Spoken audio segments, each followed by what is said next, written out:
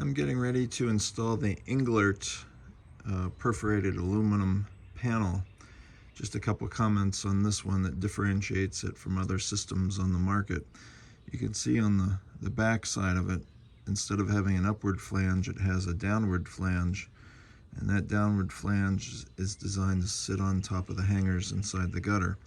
And what it'll do, because it's higher on the back than on the front, is it'll put it up at a little bit of an angle, a forward pitch, which is a good thing with any gutter guard, and it's especially good with this type of system. So you can see this has a bunch of small holes in it, which are smaller and more prevalent than some of the other panels that we have up here.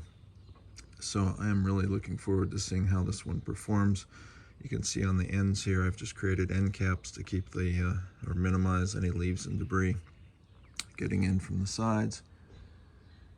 And I'm going to go ahead and get that installed.